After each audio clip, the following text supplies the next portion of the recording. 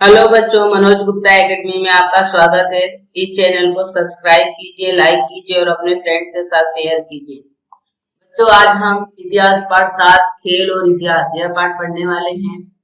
बच्चों, जब तुम पढ़ते पढ़ते ऊब जाते हो या बोर हो जाते हो तो तुम क्या करते हो? तुम्हारा मन करता है ना कि मनोरंजन करो या टीवी खोल के देखने लगते हो, या ऐसा लगता है कि जाके थोड़ा खेल आओ या थोड़ा घूम आओ, है ना। इस प्रकार तुम्हारा मन कहता है।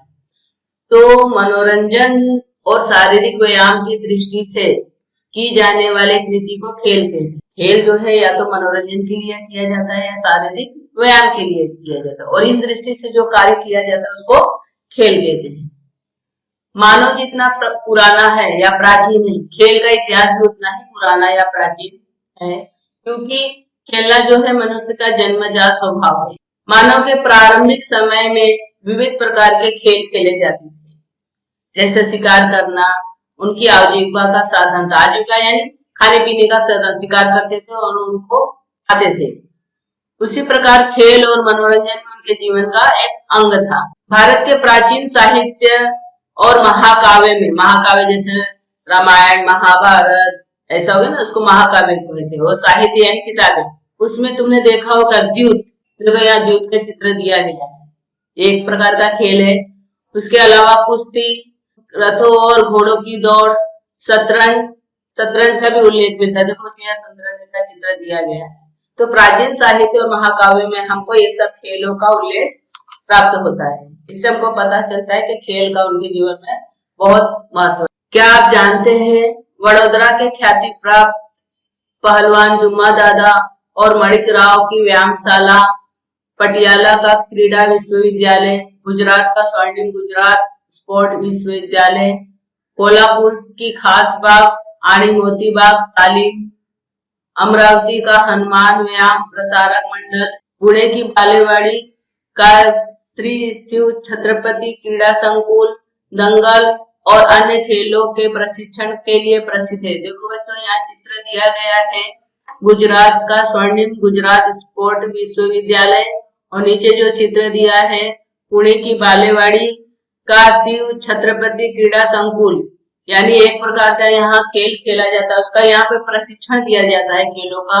और ऊपर जो चित्र दिया गया है वो अखाड़ा का चित्र। क्या आप जानते हो खेल और ग्रीक, ग्रीक यानी यूनानी, यूनानी लोगों के बीच का जो संबंध है बहुत ही प्राचीन समय से है। ग्रीकों ने खेलों को नियमित और सुसंगठित स्वरूप जो है प्रदान किया। उन्होंने दौड़, थाली फेंक, रथों और घोड़ों की दौड़, दंगल, मुक्केबाजी जैसे खेलों के मैचों का प्रारंभ किया। देखो बच्चों, यहाँ पे चित्र दिया है थाली फेंक का और नीचे जो दिया है मुक्केबाजी का। मुक्केबाजी यानी बॉक्सिंग, जिसको हम बॉक्सिंग नाम से भी जानते हैं। ये दो चित्र दिया गया है। प्राचीन ओलंपिक खेल प्रतियोगिताओं का आयोजन ओलंपिया इस ग्रीक शहर में किया जाता था। देखो बच्चों, नीचे चित्र दिया गया है ओलंपिया का ग्रीक शहर, यहाँ पे ओलंपिक खेल खेला जाता था। इन प्रतियोगिताओं में जो प्रतिभागी बनते थे और विजय प्राप्त करते थे वो बहुत ही सम्मान की बात मानी। खेलों का महत्व सभी को मालूम है कि हमारे जीवन में खेल का बहुत ही महत्वपूर्ण स्थान है। खेल के बिना हमारा जीवन जो है सोना और ऐसा ऊबदार हो जाता है।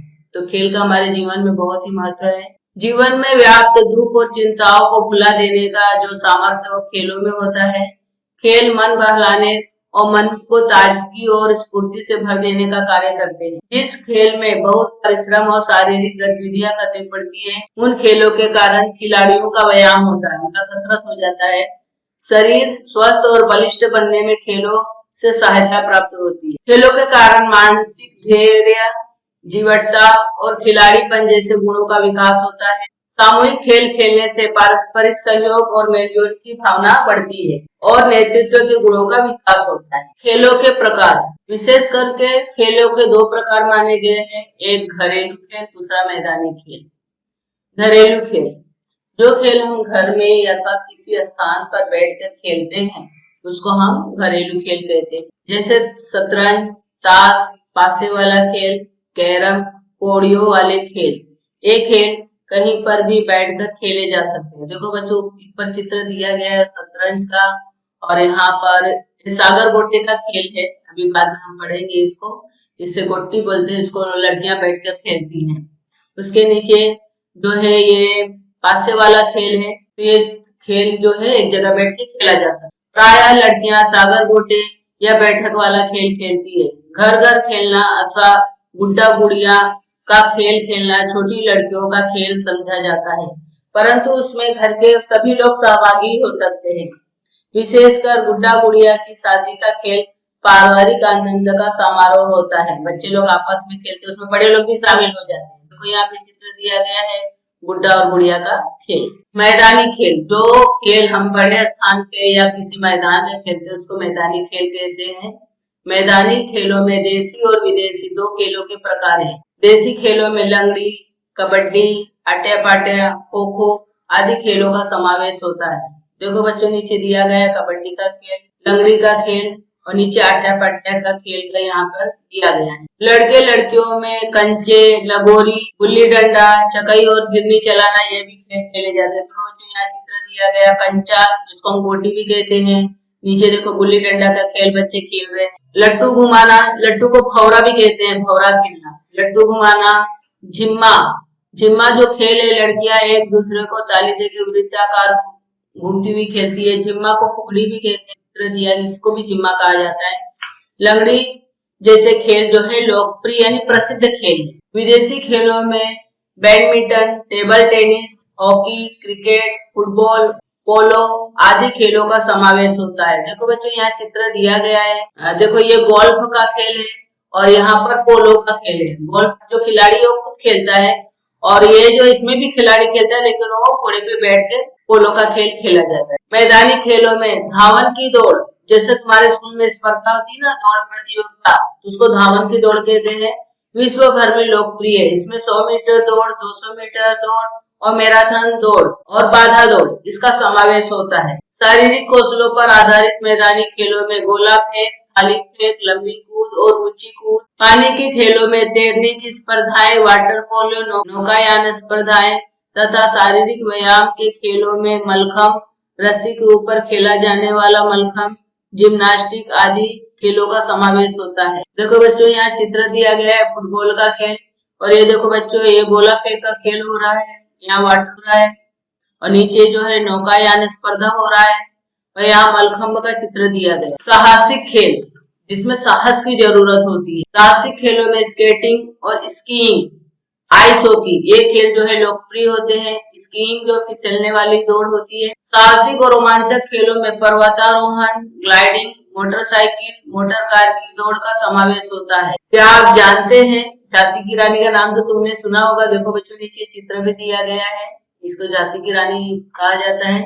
झांसी रानी अपनी वीरता के लिए प्रसिद्ध है। झांसी की रानी लक्ष्मीबाई की क्या दिनचर्या थी, यानी वो दिन में क्या क्या कैसे कैसे उनका अपना दिन। बाई साहब को व्यायाम का बहुत शौक था। रानी लक्ष्मीबाई को जो व्यायाम करने का बहुत शौक था।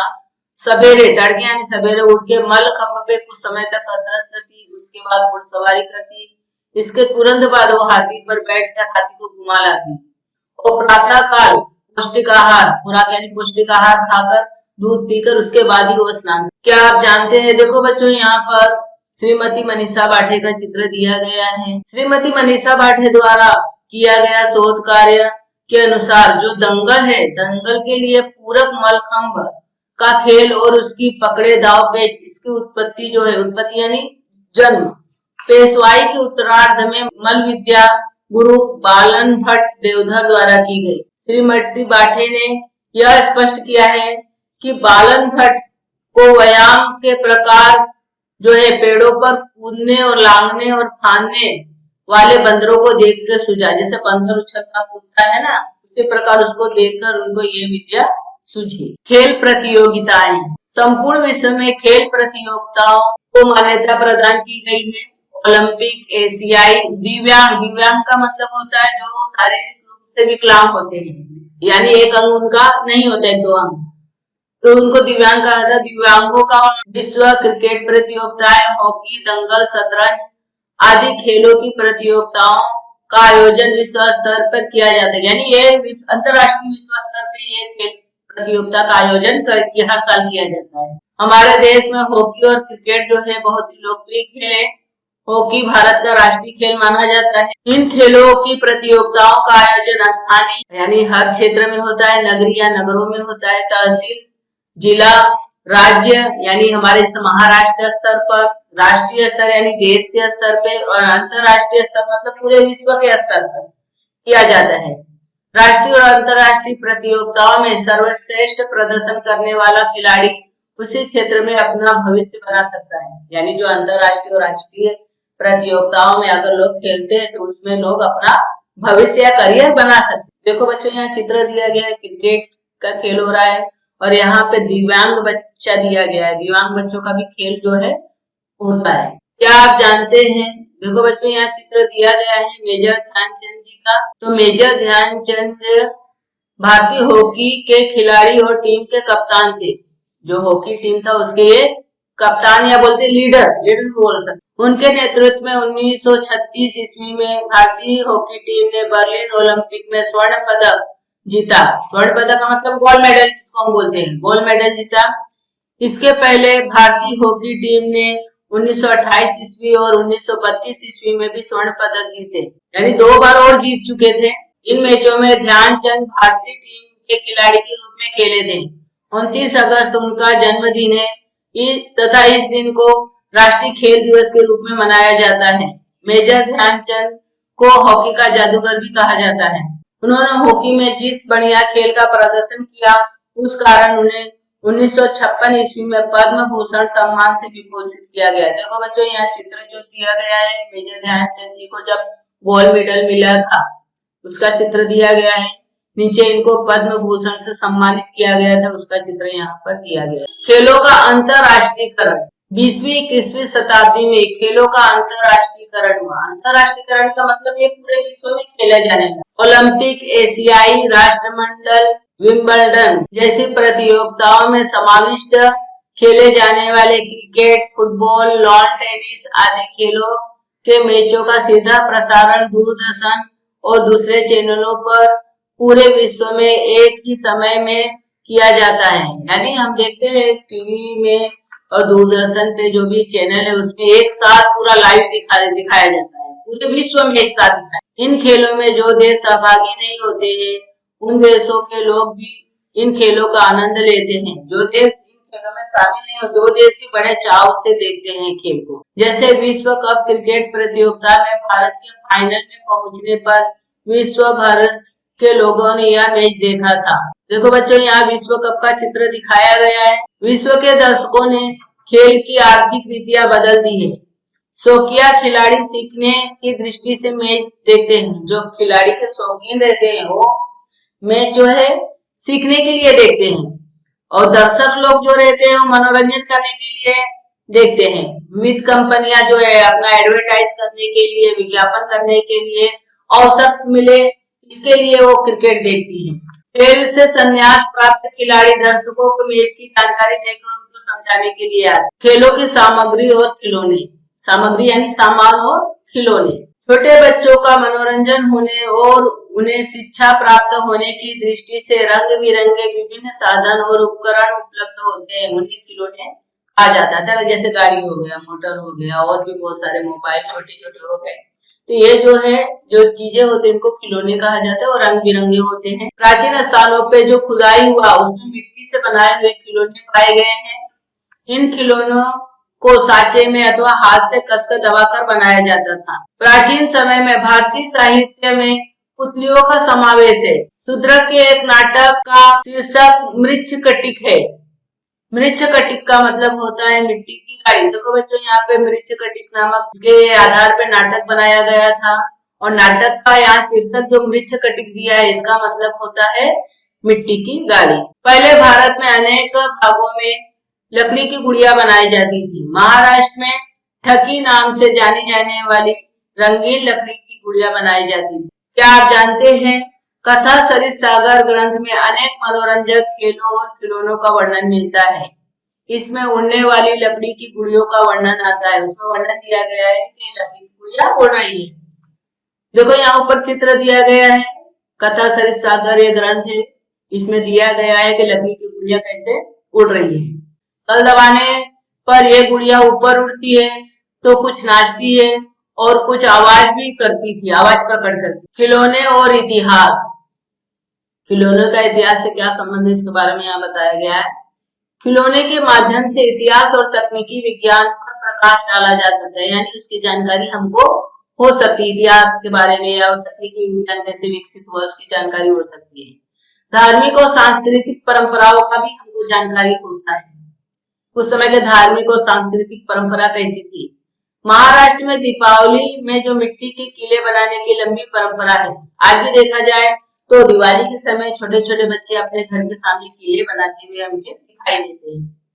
इन मिट्टी के किलों पर छत्रपति शिवाजी महाराज और उनके सहयोगियों की प्रतिमाएं रखते हैं। प्रतिमाएं छोटी छोटी मूर्तियां रखी जाती हैं। महाराष्ट्र के इतिहास जिन किलों के कारण निर्मित हुआ उस इतिहास का स्मरण करने का यह एक माध्यम है, एक साधन है। देखो बच्चे यहाँ चित्र दिया गया है, बच्चे किले बनाए हैं, ऊपर जो शिवाजी छत्रपति महाराज का ये रखा गया, उसके बाद में जो उनके सहयोगी का प्रतिमा रखा गया। इटली के पोम्पेई शहर में हुए उत्खनन में एक भारतीय हस्तिदंत का मतलब होता है हाथी के दांतों से बनाई गई एक गुड़िया पाई गई है। देखो बच्चों यहाँ पे चित्र दिया गया इटली के पोम्पेई शहर, यहाँ पर हाथी के दांतों से बनी गुड़िया मिली है।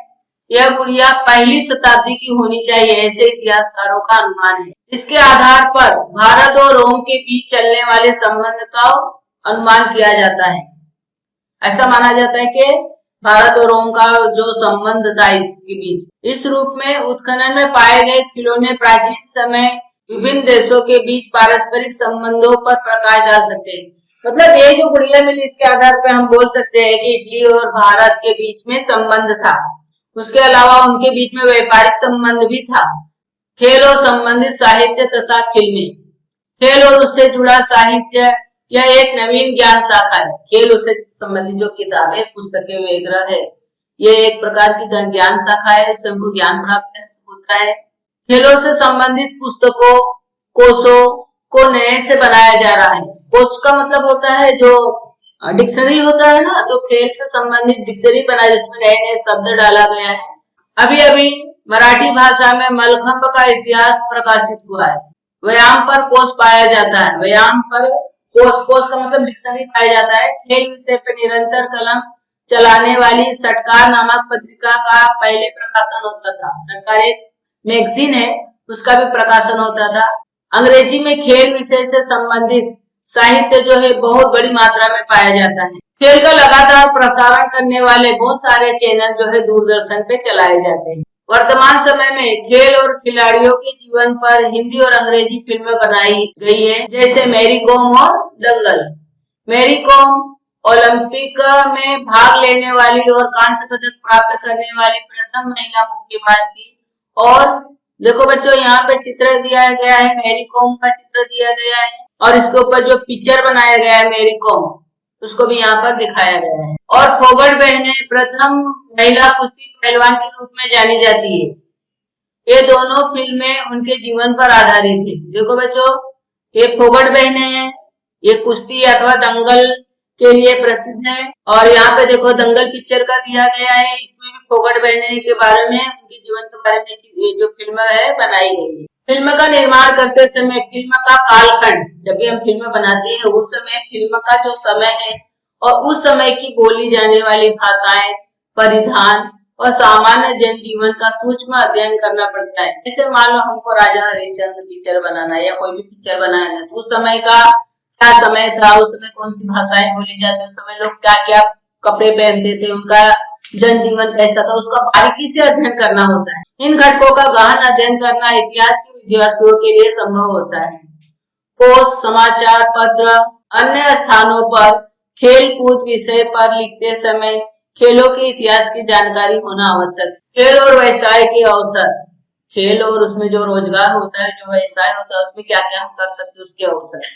खेल और इतिहास को अगर सरसरी दृष्टि से अगर हम देखें तो देखने में ऐसा लगता है कि दोनों जो चीज है खेल और इतिहास दोनों अलग अलग है, लेकिन उनके बीच में भी बहुत ही गहरा संबंध पाया जाता है। इतिहास के विद्यार्थियों को खेल कूद के क्षेत्र में बहुत सारे अवसर उपलब्ध होते हैं। ओलंपिक अथवा एशियाई खेलों तथा राष्ट्रीय और अंतर्राष्ट्रीय स्वरूप के खेल प्रतियोगिताओं के संदर्भ में लेखन समीक्षा करने के लिए इतिहास के जानकारों की सहायता लेनी पड़ती है। तज्ञ मतलब होता है जानकार। खेल प्रतियोगिताओं के चलते उन खेल प्रतियोगिताओं का समीक्षापूर्ण निवेदन करने अथवा आपको देखा हाल बताने के लिए भी तज्ञ अथवा जानकार की जरूरत। इन जानकारों को दर्शकों के सामने या दर्शक या सुनने वाले के सामने खेल का इतिहास, पिछला आंकड़ा, खेल में हुए अब तक के जो कीर्तिमान स्थापित, किसने कितना रन बनाया, किसको कितना गोल्ड मेडल मिला, स्वर्ण पदक मिला, जो भी मिला वो कीर्तिमान, और ख्याति प्राप्त खिलाड़ी जो प्रसिद्ध खिलाड़ी है, और खेल से संबंधित ऐतिहासिक यादें, स्मृति मतलब होता है यादें, जैसी बातों की जानकारी रखना आवश्यक होती है। ये सभी जानकारी जो इतिहास तत्वों को होनी चाहिए। दूरदर्शन पे हॉकी, क्रिकेट, फुटबॉल, कबड्डी, शतरंज आदि खेलों का सीधा प्रसारण होता है, यानी लाइव जिसको हम बोलते हैं ना, लाइव प्रसारण हो रहा है, तो सीधा प्रसारण होता है। वहां पे हो रहा है, यहाँ पर हम देख रहे हैं, ऐसा नहीं कि वहां बन गया उसके कुछ दिनों के बाद हम देखते हैं। लाइव का मतलब होता है वहां पे खेल हो रहा हो, हम यहाँ पे घर बैठे वो तुरंत देख रहे हैं। अलग अलग चैनलों के कारण इन खेलों से संबंधित जानकारी का विवरण रखने वाले को महत्व प्राप्त हुआ। खेलकूद से संबंधित चैनलों का 24 घंटे प्रसारण चलता रहता है। परिणाम स्वरूप इस क्षेत्र में रोजगार के अनेक अवसर उपलब्ध है। खेल प्रतियोगिताओं में पंचों का महत्वपूर्ण स्थान होता है। पंच का मतलब होता है अंपायर। देखो बच्चों, नीचे चित्र दिया गया है अंपायर।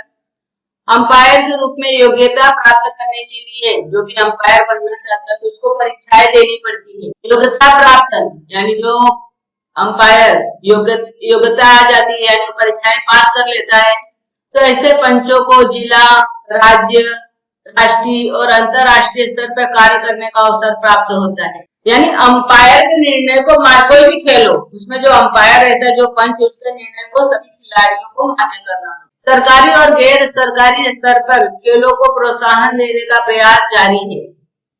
खिलाड़ियों को छात्रवृत्ति यानी स्कॉलरशिप देने की भी व्यवस्था की गई ताकि खिलाड़ियों को प्रोत्साहन मिले। सरकारी और निजी कार्मिक विभागों में आरक्षित स्थान रखा गया है, यानी इनमें जो आरक्षित और रिजर्व, जिसको रिजर्व बोलते हैं, वो स्थान इनके लिए रखा गया है। क्या आप जानते हैं? देखो बच्चों, यहाँ पे चित्र दिया है बाल जगन्नाथ पंडित का। पहले मराठी भाषा में क्रिकेट मैचों का आपको देखा हाल अर्थात निवेदन बाल जगन्नाथ पंडित करते थे। आकाशवाणी से इस धारा प्रवाह निवेदन यानी रनिंग कमेंट्री को लोग कानों में प्राण लगाकर सुनते थे, यानी बहुत ध्यान से लोग सुनते थे। यह धारा प्रवाह निवेदन करते समय बाल जगन्नाथ पंडित उस मैदान का इतिहास बताते थे, खेलों से संबंधित यादें और पहले गए कीर्तिमानों की जानकारी देते थे। इसके कारण यह होता था कि वो खेल बहुत ही रोचक लगता था। उन्हें क्रिकेट और इस खेल का इतिहास का उत्तम ज्ञान था। परिणाम स्वरूप उनका धारा प्रवाह जो बोलते थे बहुत ही रोचक और आकर्षक होता था।